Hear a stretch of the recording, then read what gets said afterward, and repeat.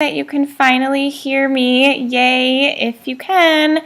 I'm on my computer at home, so it may be a tad differently, and I'm going to be using my mouse to make my numbers, so remember you have to be a little bit patient with me. We are on 1/6, multiplying and dividing integers. So really quickly, I'm going to move that out of the way.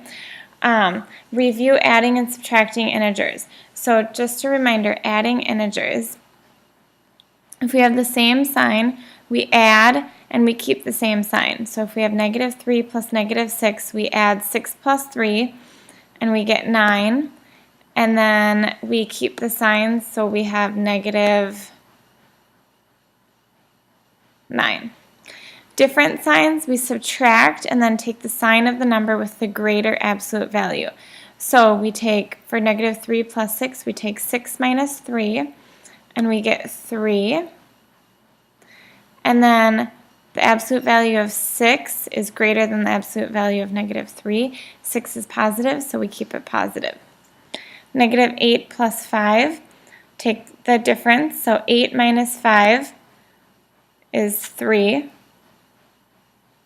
And then 8 is greater, the absolute value of -8 is 8, which is greater than the absolute value of 5.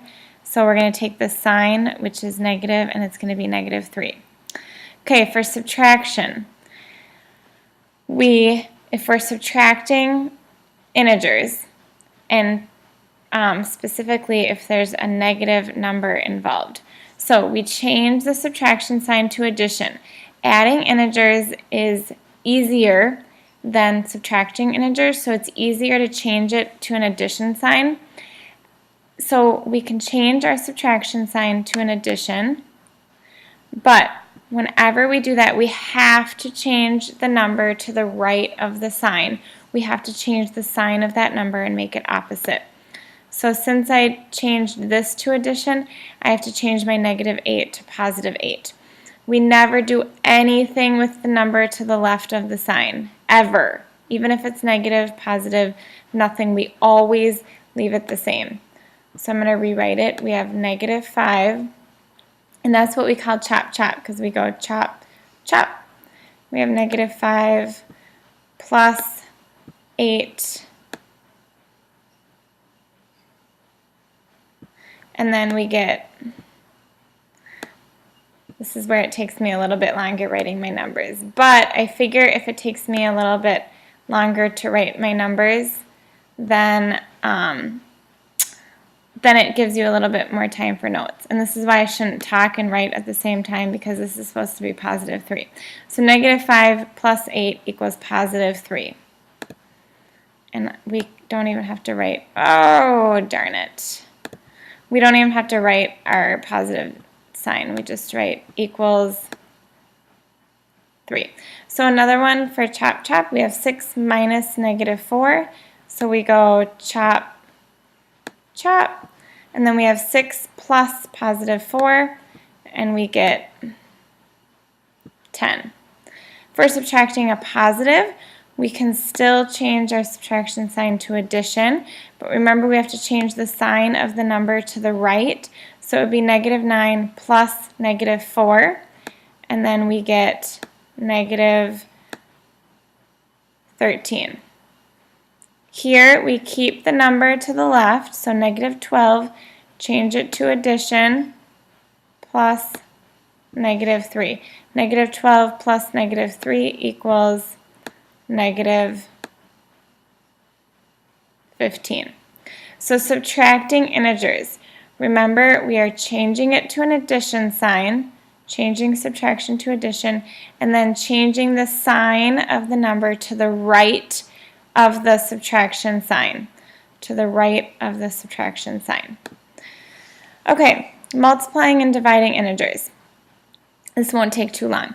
The product or quotient of two numbers with the same signs is always positive. Always positive. So -2 times We go 4 times 2, which equals 8. They're both negative, so it's positive 8.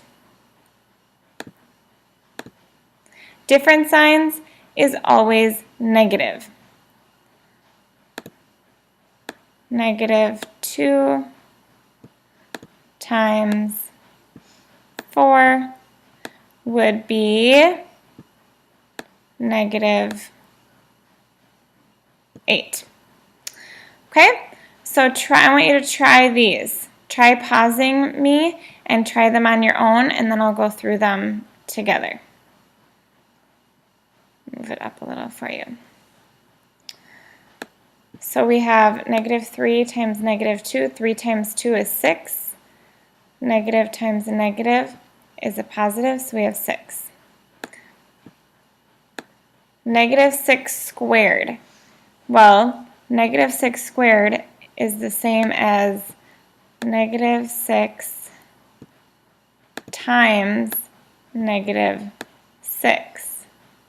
So it's not 6 squared negative. And then negative 6 times negative 6 equals 36.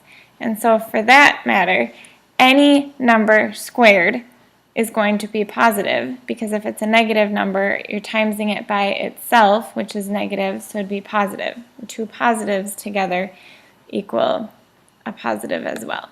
This is supposed to be a 6. 7 times negative 11, so this time we have different signs. Different signs are negative, so 7 times 11 is 77. Ooh, I need work on writing numbers with a mouse from my computer. We make it negative, so it's negative 77. Negative 2 times 6. 6 times 2 is 12. Different signs, so we have negative 12. Negative 20 divided by 5. 20 divided by 5 equals 4, but we have different signs, so it's negative. 20 divided by negative 5, same thing. 20 divided by 5 is 4, different signs, so it's negative. Negative 20 divided by negative 5, 20 divided by 5 is 4. And then negative divided by a negative is positive, so then we keep it 4. Multiplying more than two integers. So we're going to do our first two numbers first. So negative 2 times 13 is negative 26.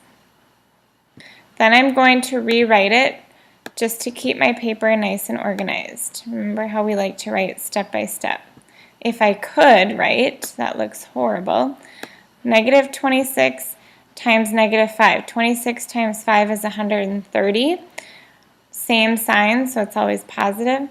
So our answer is going to be 130.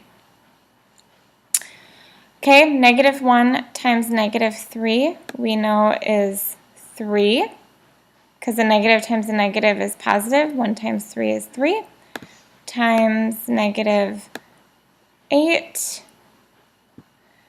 which equals negative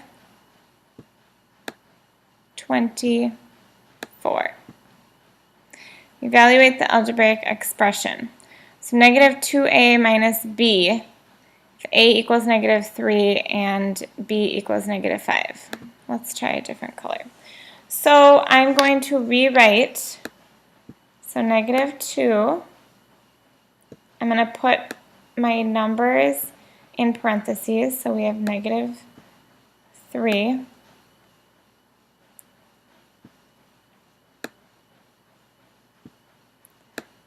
minus negative 5. Okay, so negative 2 times negative 3, same problem as right up here, equals 6. Oh, look at this. We get to practice our subtracting integers. So now we have 6 minus -5, so we do chop, chop. We get 6 plus 5 equals 11. On 5 plays, the Hawks completed passes for 15, -2, 8, 4, and 5 yards. What was the average number of yards per pass? Okay, well, if you remember what average means, we add them up all together, and then we divide by the number of values or number of numbers that we have. So instead of taking the time to write all this out, we are going to add these 5 numbers. So 15 plus -2, so 15 plus -2 is 13, plus 8 is 21, plus 4 is 25, plus 5 is 30. And so then we take our total, which is 30, and we divide it by 5, because there's 1, 2, 3, 4, 5 numbers. And we get 6 as our average number of yards per pass. Alrighty then, don't forget to go on to NICU and take the 1-6 corresponding quiz. Remember, I don't have the quiz linked up, so on the Moodle page, you just have to go to the top of the Moodle page and you will see the link for NICU.